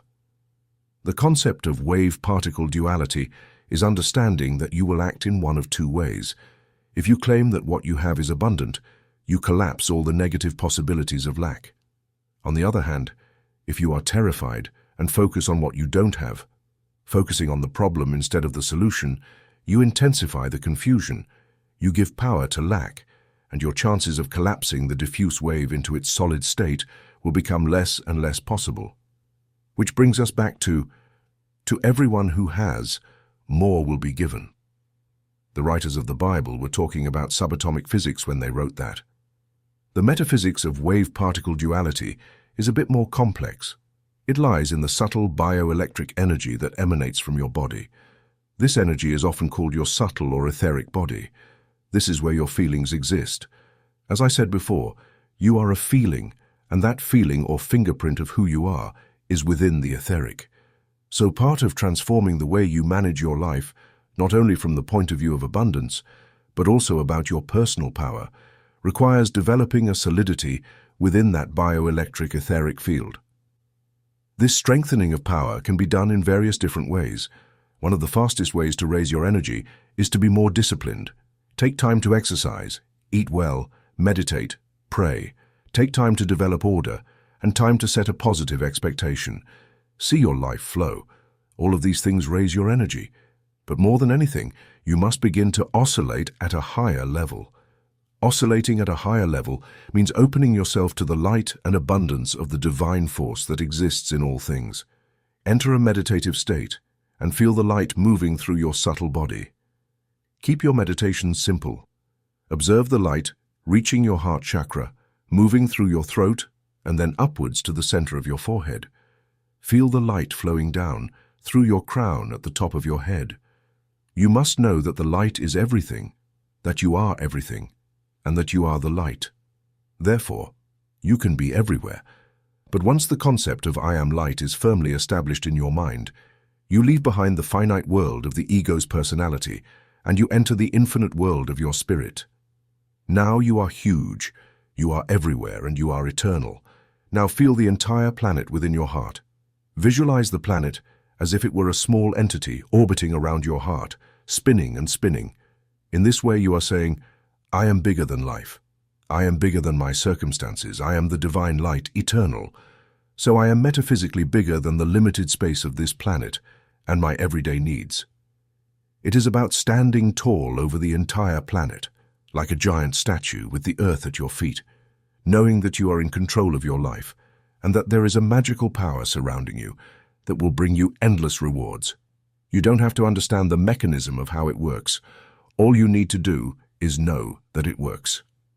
Deepak Chopra says in his book, The 7 Spiritual Laws of Success, inherently, in every intention and desire, there exists the mechanism for its fulfillment. Intention and desire, in the field of pure potentiality, have an infinite organizing power. And when we introduce an intention into the fertile ground of pure potentiality, we set that infinite organizing power into motion for us. The trick, therefore, is to keep your energy pure so that your potential remains fertile. If life is emotionally overwhelming you, if you feel shy and insecure, the subtle energy you project will not continue. In fact, it will collapse upon itself. That is why when tough times come, people often say, "Oh my God, I feel like everything is collapsing around me." This is the sensation of a subtle etheric field closing and retracting to protect itself because it feels weak, like a small animal huddling in a corner when a predator attacks. Express your energy outward. You don't have to be perfect to feel confident in yourself. Be aware that you are light and that you can move your energy anywhere across the earthly plane. You can touch people and draw opportunities that are thousands of miles away. There is no distance that interferes when you live in the realm of divine light and God's abundance. There is no distance. There are no limits to how far you can go or how well you can do. The infinite nature of energy contains within itself the mechanism to fulfill your dreams. That is certain. We see it happen every day. As part of focusing on money, you will need to take some money actions. Money does not move by itself. If you throw a $100 bill on the street, it will stay there until someone picks it up, or the wind blows it away. Similarly, abundance requires you to move toward opportunities. It is in the movement where energy is generated. And as I have said before, money and energy are the same. So every day, take a defined, concerted action that will help in your money-making activities. Plan the contract, print the brochure, attend the conference, do what you must do. Action, action, action. A lot of it. Meanwhile, continue doing things that strengthen your feelings. As I've mentioned before, you can go to the most expensive hotel in the city, just sit in the lobby and have a coffee. But you must move toward the things you desire. You need to align with your feelings of abundance so that the world of abundance, which you have the right to be a part of, will not be a foreign world to you. It's not vague, nor impossible to obtain, nor is it tied to negative energy. As you move toward abundance, walking in and out of expensive stores, having a coffee in the Grand Hotel, buy the financial newspaper. Even if you don't know how to buy stocks, most trading exchanges have visitor programs. Go visit the exchange even if stocks bore you to tears.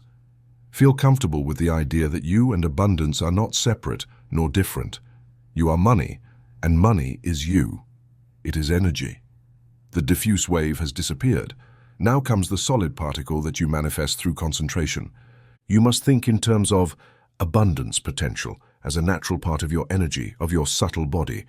As you take action, it is like water going from vapor to ice. Action is a manifestation of power. You must have power in order to obtain money from people, so it is vital that you now re-establish your affirmation of abundance by taking action. Taking action will cost you nothing. You can walk through a wheat field and notice how much wheat is there, or you can walk down a street with very expensive shops saying, "Well, what beautiful clothes. When the time is right, I will buy as much as I want. Aren't they beautiful?" Take action. Any small action, not necessarily any particular action, will generate money. They all work as affirmations that you will help yourself. True money may come from somewhere else. Through action, possibilities turn into probabilities, and they become reality. Invocation and manifestation. First was the word. Sound is a greater force in the act of creation and manifestation. It is another part of the mysterious mechanism that moves all thoughts and ideas from a diffuse wave state to solid reality. We must invoke our desires, exclaim to the universe. We must tell it what we want, not just think about what we want. When we speak aloud, verbalizing our reality, we commit the manifestation process. Sound is part of what creates our individual reality. In every moment of our lives, we are invoking or destroying our dreams. We are calling for it to become fact or cancelling our previous instructions. Invocation is like dealing with a mail order company. You call customer service, perhaps on an 800 number, and invoke your order. Send me this, send me that. So, start declaring your needs aloud as a fact. You may be having coffee with a friend and you could say, "A great financial windfall is about to descend upon me." And they may ask, "How is that?" And you will reply, "I am invoking what I know is true. I know it is true because just by invoking it and believing it's true, I transfer my idea from my hypothetical universe reality potential to this 3D reality. As I invoke, I am creating what I need. Decide what you want and invoke it. Don't change it constantly or daydream. Don't utter any maybe, uncertainties, or doubts.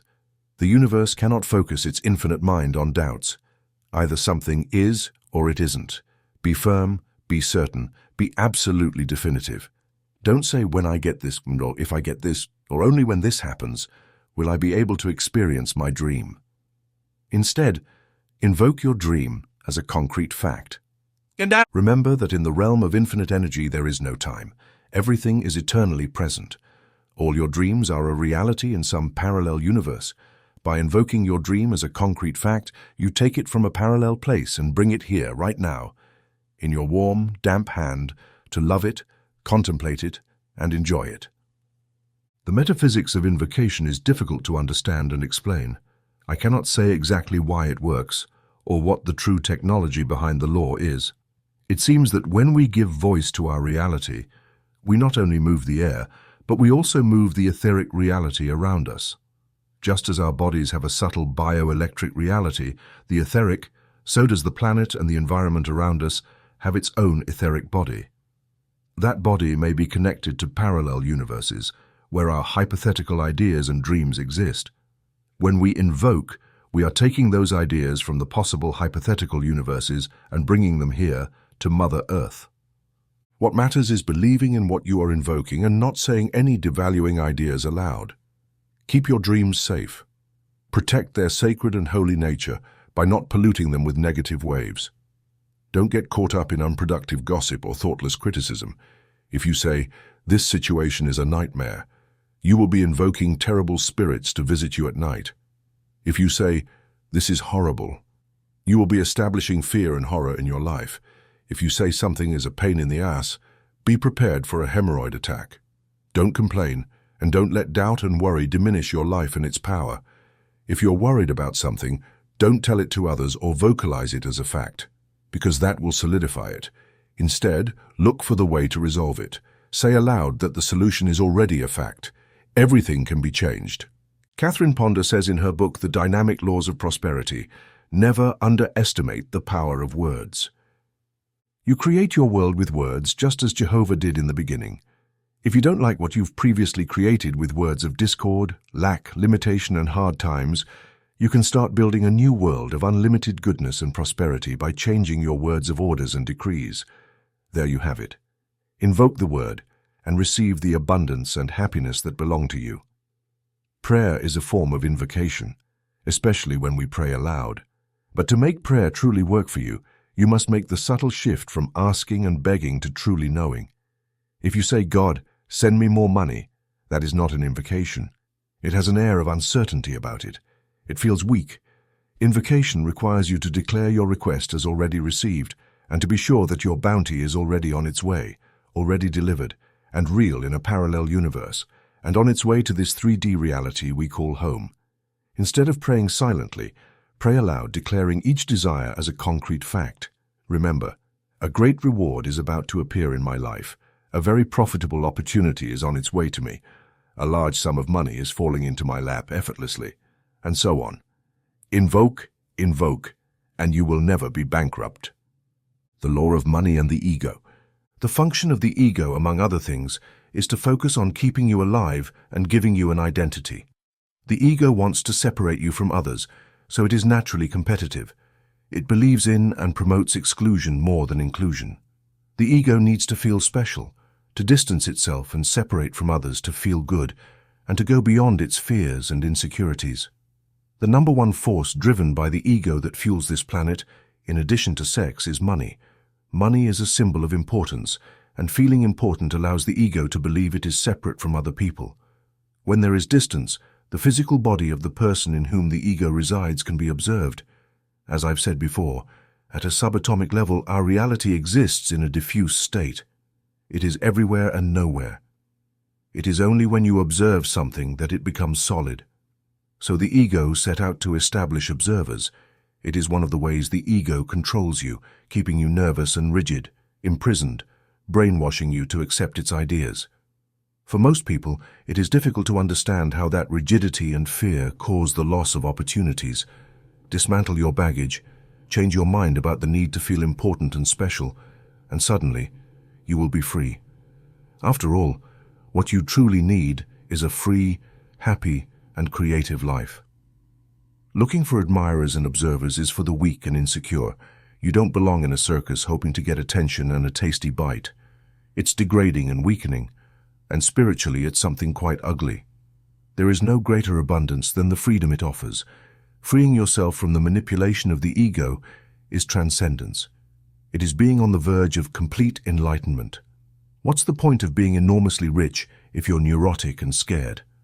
What's the point of being famous if it means you've created for yourself a luxurious prison of sadness and loneliness, surrounded by yes men, but without the company of true friends who love you, who accept you unconditionally, people you can love too? Making money is not a serious matter. It's a game you play. At first, it may seem like a game you play with external forces of yourself, like the market economy, but as you continue, you discover that it's actually a game you play with yourself. In order to detach from the seriousness about money, you must move from ego-driven ideas to a spiritual understanding of money. When you are no longer separate from the rest of the world and have united with the infinite being within you, you will be back in the divine light that connects us all. You will see the evolution of the earthly plane and the combined evolution of all the souls in it. So instead of grabbing and pulling, making your goods separate from others' goods, you realize you are part of the whole, and the whole is part of you. Which means, of course, that the money and riches of everyone become your money and riches. This helps you immensely because it opens up the possibility of receiving large amounts of money from others without having to actually do any work. Win the lottery, find money on the street, discover a fantastic opportunity to make money. Poverty is established by the separation the ego creates. You could say that it's the root of the poverty consciousness. But by becoming part of the whole, you create the consciousness of abundance. Seriousness is an ego disease. Life is not really serious, it's just a short journey.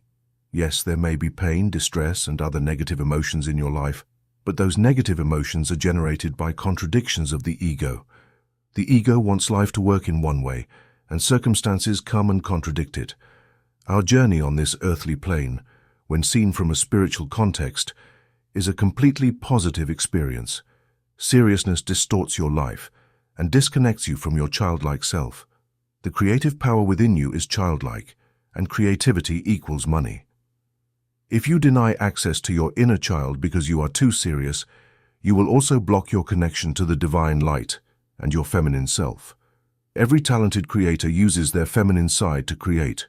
Whether a scientist working on a hunch, or a painter working with the interplay of colors, or a musician dealing with the juxtaposition of notes and chords, feminine principles are gentle and appeal to human feelings.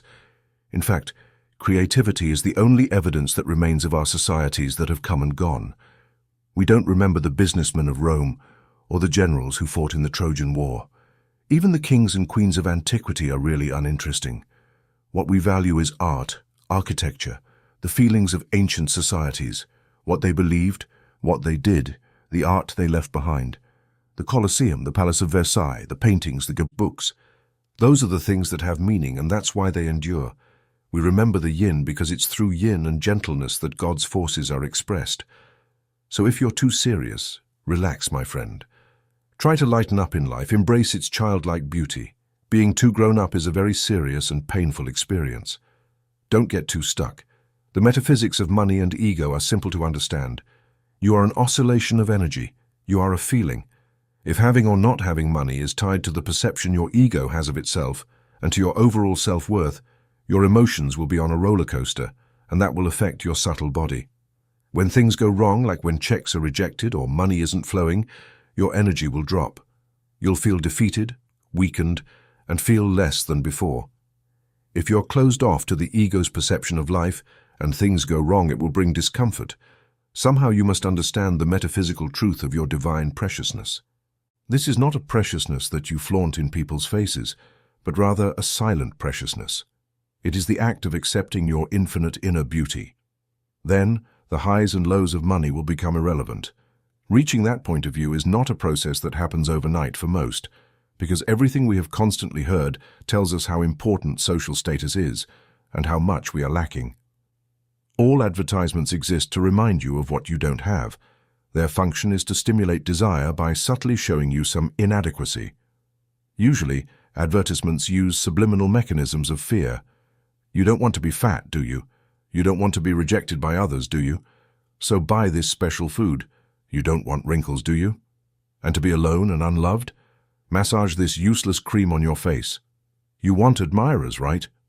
Buy this flashy car. Advertising also stimulates debt. Debt is a form of dependence. A little debt, manageable debt, is fine, but a lot of debt overwhelms you. It leads you to fear and negative emotion, affecting your etheric energy. Once the etheric starts to wobble, you have less protection from external forces and psychic intrusion, and you may even experience more fear or fall into depression. The way the government and the media play with the ego is a game of manipulative control. It is designed to make you a prisoner. The only difference with which you can deal against the bombardment of tic-tac is detachment. By detaching from the need for observers and disengaging from the idea of money as a symbol of social status, you take away the ego's power, which gives you freedom. You can simply be human and free. Yes, of course, you can have aspirations, dreams, and desires, but they should not turn into an obsession. You must live life in the now, you must have fun. If you're not having fun, something is very wrong. Observe money as the force that drives your creativity. See it as love solidified. Don't use it as a security artifact. This way, your emotions will remain stable and you will be freed from stress. Use your money to buy fun and joy. Relaxing and being less serious is the key to changing money from a symbol of the ego to what it truly is, a symbol of the appreciation of energy. It's part of becoming less and less complicated. Most people are tied up in knots. Their lives are about endless bureaucratic administrations and trying to solve problems. Take action. Throw away old things. Gently and kindly walk away from people who harm or drain you, people who suck your energy. Manage your time better and get rid of all your superficial commitments. Stay in your flow and keep everything as simple as you can according to your circumstances. This way, you will be able to connect with your inner child. When you find that inner child, nurture it, care for it. That action itself will give you all the security you could need. You will never reconcile your life unless you rediscover that inner child and learn to keep it happy. Go to a toy store and buy yourself some games. play in the rain, roll in the mud, get a cream pie in your face. If you've never done something truly fun, try it. Being light-hearted is angelic, and being angelic is infinite, and being infinite is easier than being stuck with a group of bored adults who live worried about their investments, strutting around, working hard, and paying a lot of money for things that don't make them happy. If you're suffering from negative emotions or pain, internalize it and work through it on your own. Don't project it onto others. You must be responsible and own your pain. Of course, you can talk about it with a therapist or speak with a friend about your problems. But in the end, you are your pain. It is personal to you. You have no right to project it onto others, spilling anger and worry, ruining their energies by throwing your things onto them. That is bad karma, as it is manipulation, revenge, and evil. As part of your freedom, and to free yourself from fear, don't bother pushing, fitting in, or competing with others. If they need to boast, let them boast. If they need to prove how smart they are, let them prove it. Act simply, and just listen. It's good discipline. If they need to be first, step aside and let them pass. The sun will rise at exactly the same time tomorrow, equally for all people, no matter who hurries to be first, or who strolls leisurely, living in peace with themselves. It is the belief you have in competing that creates lack and fear of lack. Once you raise your energy, you no longer need to compete. Once you no longer need to compete, you no longer have fear. When you no longer have fear, you resonate with a stronger energy, and more people will appear. The law of giving and receiving. People get confused about giving and receiving because they wonder how much they should give to receive. Sometimes they wonder if they are receiving their fair share. But the concept is simple, once you see it from the emotional perspective and not from money or goods. To ensure you will always have enough, you must forget about the money issue and focus instead on giving emotionally. Supporting people, giving energy, being there for others. People are scared and insecure and they need emotional support. They need protection. It costs you nothing to give it to them. To do this, you must set aside your problems and worries. You have to subdue your ego, put yourself below people psychologically, and lift them up from below. You practice by listening, empathizing, truly paying attention to what they are saying, instead of nodding politely while thinking of something else. Look them in the eyes when they speak to you. Repeat words they have said so they know you've been listening and understand them. When they feel bad, offer them some comforting words. Acknowledge that their emotions are painful for them. Say something like, "I understand. That must be very hard. It must be disappointing for you that such and such happened." Don't buy their emotions. Just be present for them while they unload. Don't try to fix things. People usually don't need things fixed. They just need someone strong and kind to listen and empathize. A couple of "it's okay" is all they need. Show interest in life, in humanity, in people. When you meet someone, ask them questions. Where were you born? Who are you? Are you married? Where do you live? Be present for them, and listen to the answers. Focusing on people is loving them. Decide to focus. That is giving emotionally. Help people feel more secure, then never underestimate them or their efforts. Maybe you can suggest, not in a threatening way, some other alternative that might be stronger or more likely to succeed than the path they've already chosen. Never belittle people. Never say things that might hurt or scare them. Make these laws of giving part of your life code. Of course, you will still fail, as we all fail, and you will have moments where you get angry and lose your temper, but don't give up. Keep trying. In the end, you should fall in love with life and yourself, and fall in love with humanity, as it is one way you will learn to love yourself. It is the first obstacle in the game of giving. It is the way we mask giving, and in doing so we develop a spiritual quality. We develop charm.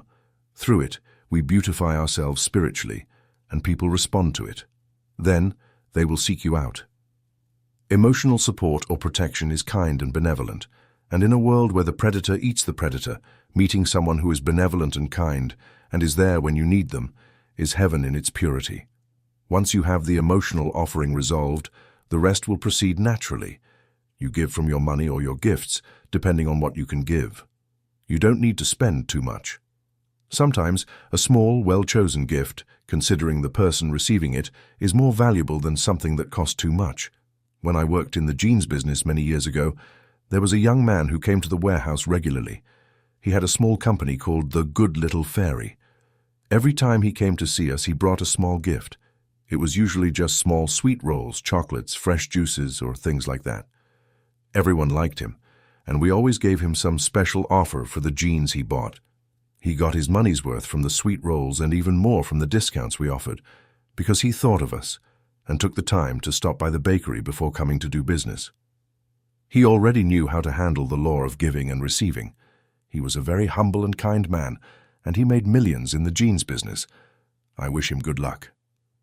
So, the trick to giving and receiving is not to be egocentric and not to be a scared kitten with your butt clenched. Remember, there is no scarcity. Money is energy, you are energy, and there is an abundance of both. Give emotionally to others and open yourself to being there for others. Be kind and emotionally generous with others, and never steal people's positivity or their hopes. Always lift them up, never bring them down. Even if you think their ideas are a bit silly, support them. Support them verbally and emotionally, unconditionally. And if you can't truly support them in what they're doing unconditionally, at least be neutral. Now, regarding receiving, try to adapt in your mind the idea that everyone's money is your money. Do things that allow you to truly understand that the world is yours. Go to the best art gallery in town to look at the great works, and put the images of those great paintings in your heart. They are yours. Go to the jewelry store and mentally put those fine things inside you as well.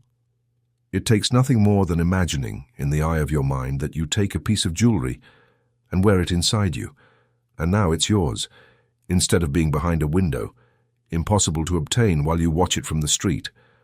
Look at the finer things in life and mentally claim them. Allow them to belong to you. Get used to having money in your pocket, knowing that you are abundant and that more is coming, and knowing that you are responsible, that you won't go crazy and spend it all in 10 minutes if you know you shouldn't do so. Don't worry about losing it, nor have all those negative waves of fearing it will be stolen. Now you are in the flow, you are balanced, and you are in control of your money. No one will take it from you. In fact, they are lining up to give you more. Carry real money, not plastic. Credit cards have negative connotations. They are usually a symbol of lack, not abundance. They are a mechanism that appeals to the ego, and that's how they control people using credit cards. People overspend, and then it leads to fear and worry because the credit card bill is coming soon. Don't use credit cards, except when you need to use them for credibility, such as in car rental companies. The rest of the time, use cash. It's solid and real, and it helps you feel rich. Its presence in your pocket is an affirmation that you have money, and that you are open and ready to receive even more. Then, believe in your abundance. Don't let bills steal the hope from your spirit. After all, you want to receive right now, don't you? So don't contradict that by holding on to the money you owe others. You must know that the universe will provide quickly. If you're massively in debt and out of control, file for bankruptcy. Get rid of all the old financial chaos. And tell your creditors and the universe that you are very sorry for mismanaging your life and for denying people their just payment. Make the affirmation that you are abundant enough and disciplined enough to live on a cash basis, paying things as you get them. Soon, your entire perspective will change. You will go from being desperate for a little more time to pay your bills to being serene and up to date with your financial matters. Suddenly, this mental shift will click with the universe, and it will now be on your side. You'll be aligned with the force. This stability attracts money to you more and more. Of course, first you'll need to overcome your resistance to letting go. It's strange how everything works. I guess it's your lack of fear and your self-discipline that affects the change. No. Also, I should remind you that as part of your affirmation that you are open and know that you deserve to receive, you must practice what is offered to you in life. Let me remind you of this rule. First, any gift that is offered to you, no matter how useless or ugly the gift may seem, accept it anyway. Never reject receiving. At worst, you can always give that ugly vase to someone you don't like. Second, never reject money from anywhere. If a friend offers to pay for dinner, accept it. Be kind, thank them, and tell the universe, "Thank you for paying for my dinner." If someone wants to pay you for something trivial, accept the money. Never walk away leaving money that you find on the street, even if it's just a small coin. Be humble, bend down and pick it up, no matter what others think. You can't give the message that you're too proud or too snobbish to receive money for free. The universe doesn't see the difference between a penny and a million. If you reject the penny, the universe will think you don't want money, and that will collapse your opportunities. Accept everything that is offered to you, even the dirty coins you find in the mud. Make this a rule: never reject anything that comes to you freely. The metaphysics of giving is silent, and it revolves around the projection of your third subtle body. When you express hope and joy, when you're openly expressing and admitting energy, your etheric body is like the sun. Remember that I said that negative energy causes the third body to collapse inward. The more you get used to projecting outward, the further the reach of your third body will be. It's an internal reach. Give silently. When you pass by someone on the street, reach them mentally and touch their heart, and silently project thoughts of love, or project admiration for them even if you don't know them. Support them, believe in them, project kindness, hope, and positivity onto them. And if you see them sad or worried, project thoughts or words of serenity or calm. If you see them angry, project peace onto them. Don't judge them. Keep in mind that they have some unresolved internal problem, probably from long ago. One of the best actions you can take in relation to giving and receiving is to keep a gratitude journal. I understand that Oprah Winfrey decided to act on this idea and talked about it on her TV show. I haven't seen her show, but here's the technique. You write in a journal all the things you're grateful for. You write in it every day as a discipline. It is suggested that you write 5 things a day. It's a way of attracting abundance to you. In the act of being grateful, you are recognizing your abundance. The fact that you take 5 minutes a day to write in your journal means that you are observing, acknowledging your blessings, making them more real. Your mind projects more satisfaction and less lack, and then more good things come to you. As your energy grows and as you become more light, you must arrive at honor and integrity, because the light that expands within you attracts the dark forces that are out there, looking for weaknesses, looking for ways to use the power you are creating for their own purposes. People often believe they don't have a dark side, or that they've already processed it, but that's usually not the case. Many have simply repressed that dark side deeply so that it doesn't show. Simultaneously in this process, you'll want to be 100% correct in your future dealings with people. So all your future financial matters must be honorable. You'll need to be completely fair and honest and 100% correct with people. Then you must honor your feelings. This means living in truth and expressing that truth, and not being covert. We're trained from childhood to use covert ways to get what we want, so we don't see it as dishonest, but it is. Our world is very dishonest, and our leaders encourage dishonesty, giving bad examples, lying, being corrupt, using political sleight of hand to hold on to power. People end up believing that being dishonest, deceitful, and manipulative is normal. It's not normal, it's very dark. Being caught in a vice of power is also dark. That power can come from your physical strength or financial, political, or military power. Sometimes we become experts at abusing power sexually and emotionally, tormenting others with our control over them. Almost all power is abused, and that's how we learn. We must be strong both inwardly and outwardly without abusing the power we have. Achieving this perfectly is very difficult, and most of us miss the mark. Some long for power. They get excited by emotionally or physically trapping others and manipulating them. Bad karma. We are also told to lie, exaggerate, and obscure the facts.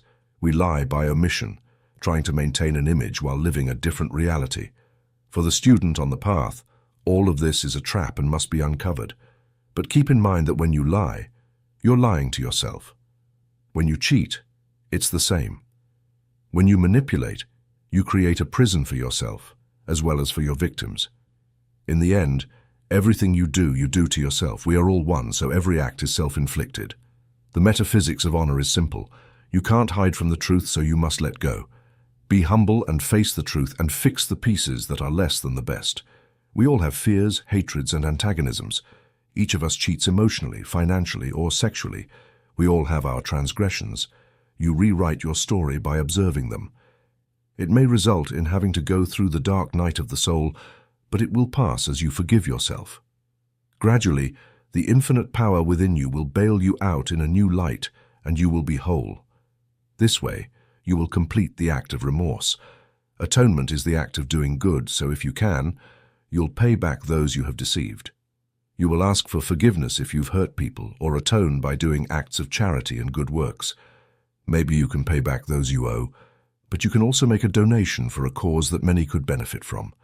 Atonement is taking full responsibility for what you've done, without many explanations or excuses, and realizing that you've hurt people because you've been trained that way since childhood, or maybe because you allowed your fears and weaknesses to lead you down the wrong path. Then you will promise to act lovingly and calmly with others for the rest of your life. You continue consistently for a period of time, doing good over the pain you've inflicted. I don't think it's enough to just feel sorry or say, "I'm sorry." Sometimes you also have to do something concrete. You can make all the money in the world and buy all the possible experiences and live a rich life, but a life without honor or integrity is worth nothing. So as part of your affirmations of abundance and preparing a new energy for your life, include decency and honor if you haven't done so yet. Live your life impeccably from any viewpoint, whether financial, emotional, or sexual. And if you exercise power, be benevolent, very benevolent. Love, compassion, and money. Most people can't implement the idea that money, love, and compassion are connected. The idea that money can be a symbol of love might seem strange. We are so programmed to believe the opposite. Here I will explain how they are linked. It will help you see it from another perspective. There is a psychological war that happens within us, humans, between self-hatred and self-love. It's part of another battle that persists, the war of energy between living and dying, generating energy and depleting energy. The two aspects that are interconnected with abundance and love, and that can dramatically affect your ability to make money and attract abundance to you. This is the concept. You begin, before you are born, as the infinite spirit in a spiritual dimension. There, the spiritual memory of who you are is eternal, meaning you have existed in one form or another since the beginning of time. Suddenly the spirit in energy, which is the true you, finds itself inside a small body, trapped there, to live, collecting new experiences. The act of coming into the body is one of descending, leaving the magnificence of its spiritual light, and entering solidity, physical restriction, and emotional difficulties. The restrictions, for example, of a dysfunctional family, poverty, or disability. It's a sacred act of humility, the act of accepting such a learning experience. It's an act of love, as the restriction will force the consolidation of energy. It will force that spiritual energy to go from a diffuse wave into a solid particle body, and must overcome psychological impediments, which will help it learn what it is to be human. Those impediments are not real to your spiritual identity. They are borrowed from others who have lived before. They are part of the global collective mind at the time of birth, and then they are imposed on that spirit, and they don't really belong to it. The spiritual infinity within you cannot be shamed, nor can it be dysfunctional, sick, hurt, or wounded. It is a spark of divine consciousness. People often wonder why a God who is all love and compassion allows pain and suffering, but it's easy to see that the spirit, which is what you truly are, doesn't cause pain or suffering. It always remains in a state of grace, a state of complete positivity, even if it's collecting painful memories that the ego experiences. The moment a child becomes an adult, negative waves of their own culture and the global mind, the collective mind, are inserted into them. Your mission then is to work on your way out of this and return to the true you, that spark of divine consciousness within you. That is the seminar. Transmuting the negative into compassion and love. In other words, you will be busy recreating your spiritual identity here in our solid particle, three-dimensional world. We begin with shame. Early in our childhood, we are shamed when people shout at us and get angry, or reprimand us for not knowing how to use whatever. Then later, we are shamed intellectually when we are treated as stupid, or our actions or decisions are invalidated. Then, sexual shame appears when we realize we don't give pleasure to others as sexual partners, or we give too much pleasure and are then used by others. Sometimes, we are forced into sexual abuse in our childhood. These are very difficult things to experience in this little seminar called life. Psychological shame also appears when we have to deal with peer pressure in adolescence. We have to be this or that way to be cool and popular, and if we don't follow the crowd, we will be excluded. We are shamed into conformity, even if that conformity is one of vandalism and drugs. There is conformity in rebellion and counterculture, and now we are in serious amounts of confusion and pain, and probably we are hating ourselves. We want to be something else. Sometimes in our dreams we remember we are the eternal spirit, but it's just a distant memory. At this moment, we are human beings feeling insecure, hating ourselves, and in various degrees of pain and anguish. And above all of this, we also have the other theme, the one of living and dying, high energy and low energy. We have to fight to get out of these fears and restrictions and return to our spiritual identity. First, it's done with self-love. I'm not referring to a selfish and narcissistic self-love, but a self-respect that is physical, emotional, psychological, and spiritual. Can we love ourselves despite everything we've been told, despite all the defeats we've suffered, despite the way our face looks or our lack of skills? That is the journey, and usually the answer tends to be no. Self-hatred appears. We want to cover the pain with drugs, sex, illusions of power, or we overwork or drink, trying to erase everything, succumbing to our addictions. We feel that if only things were different, if only we had more money, if only we were in different circumstances, if only a certain person acted a certain way, then we would be happy. People would love us, and everything would be perfect. That's the story for most people. Self-hatred interferes with everything, even with our ability to make money, because eventually we lose the will to keep fighting. There's a delicate balance in making money. It usually involves activity, and that activity takes you beyond your true self. It burns energy and makes you less secure. The security you're looking for is within you. It comes when you see yourself as beautiful. It comes when you go through the healing we've talked about. It's the act of self-love, acceptance, detachment, and self-forgiveness. It's when you wake up and remember that you're not that teenager with a pimply face who was ridiculed and rejected.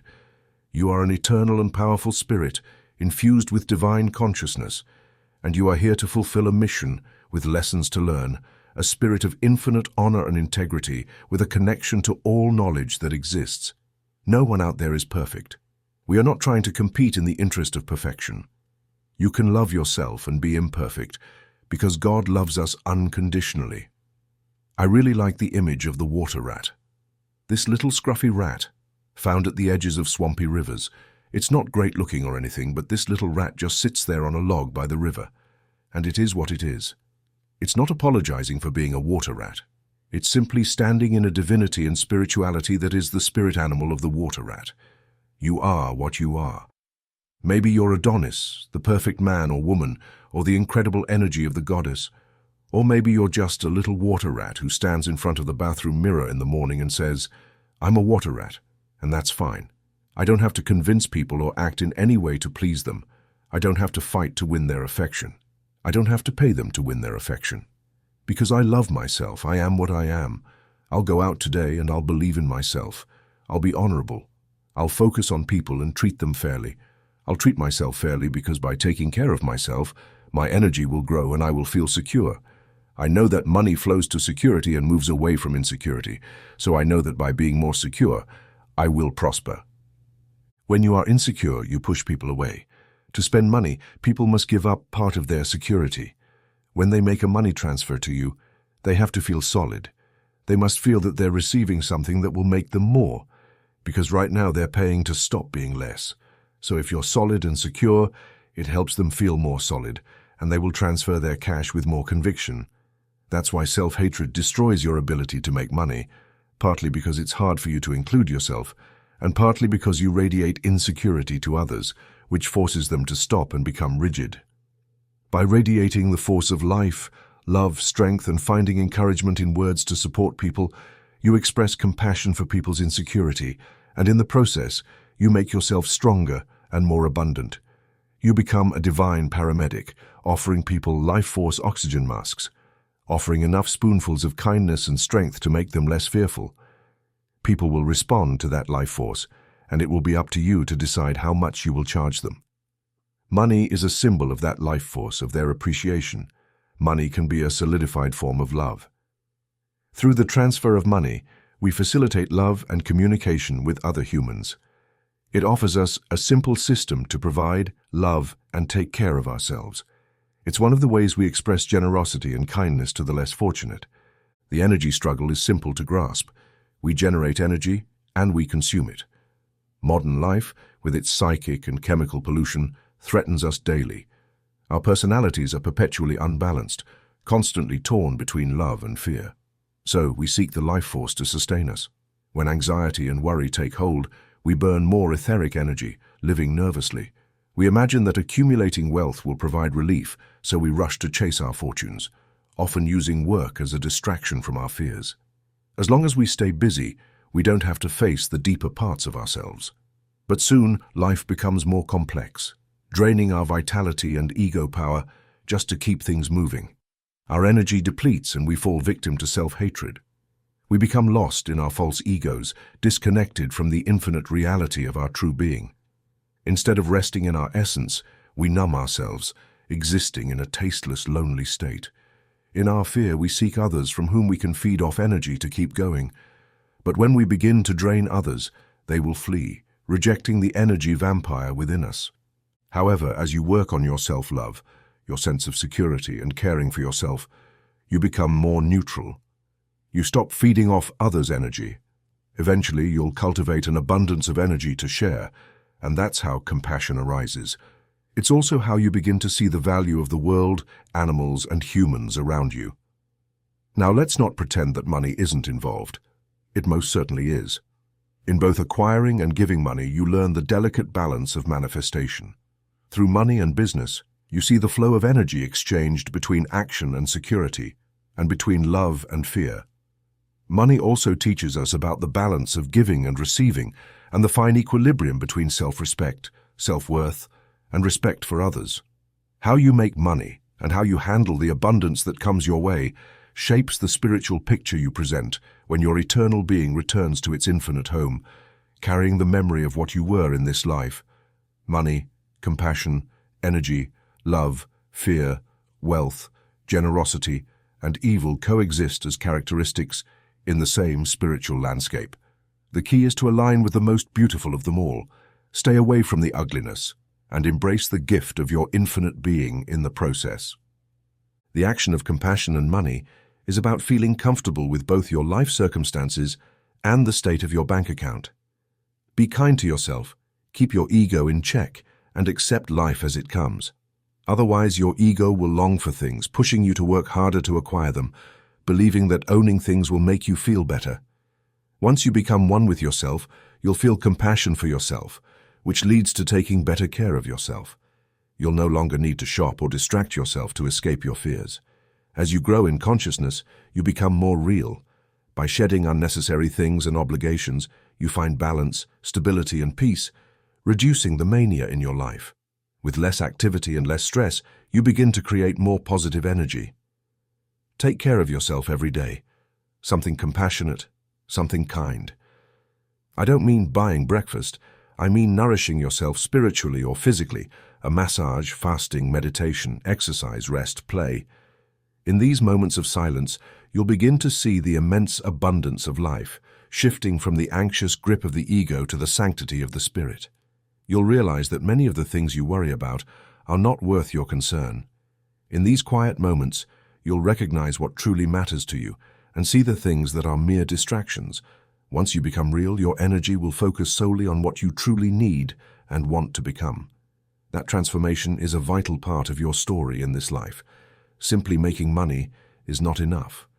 You must engage in work that holds true meaning. You will want to collect memories of abundance, but also to be surrounded by love and friendship.